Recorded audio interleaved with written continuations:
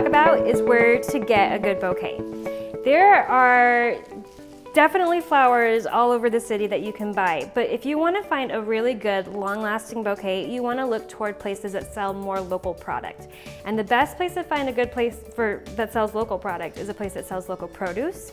So think about like Trader Joe's sources a lot of local product, but also like Central Market, any of the markets places, they're gonna have a lot more local flowers. And you also know that those flowers aren't traveling in from so far away. Over 80% of the flowers sold in the United States are flown in on airplanes from Ecuador, and they fly to Miami, and then they fly to LA, and then they fly to Seattle. So talk about a carbon footprint.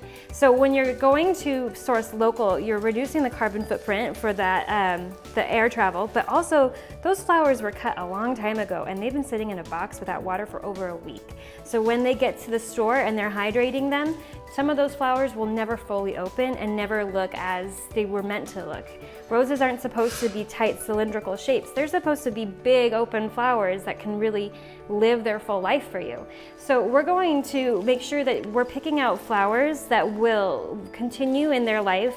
Let them open wide for you. You know they're healthy. You know that they didn't come from very far away.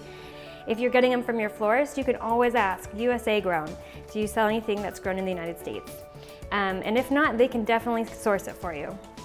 So after you've found a good place to get your flowers, like Trader Joe's, let's say you've picked this up from Trader Joe's, you've picked out your flower bouquets, you're trying to maybe see which color you want, decide which one you actually want to take home with you. There are a few things you want to be thinking about.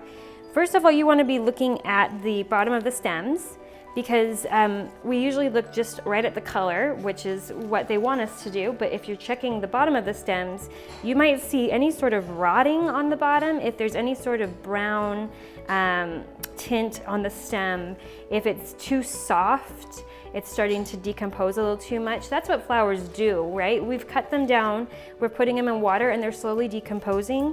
And the more rot you have in the water, the faster those flowers are going to fade. And so you want to make sure you're picking out a really healthy bunch. So look at those stem first. And then check the leaves for any spotting. If it's brown or white spotting, you might know that you've got one that's a little ill. And then last, look at the petals. You can usually identify bruised petals a lot easier than you can identify these other factors. So it's not one you don't want to disregard, it's just one we often always think to do, is just looking at the petals. And you should be able to see that, sometimes there'll be a couple guard petals that got a little bumped up along the way, and that's normal. Those can always just be plucked right off. But check the centers of your bouquets, the flowers. Make sure that those centers of those flowers are healthy, and you can even see on these that they are wanting to open. These guys are ready to open wide for us, and we know that that's a healthy rose and sourced from a great place.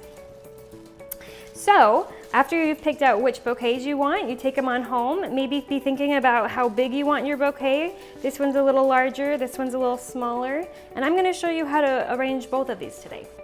So we'll go ahead and assume that we're back home.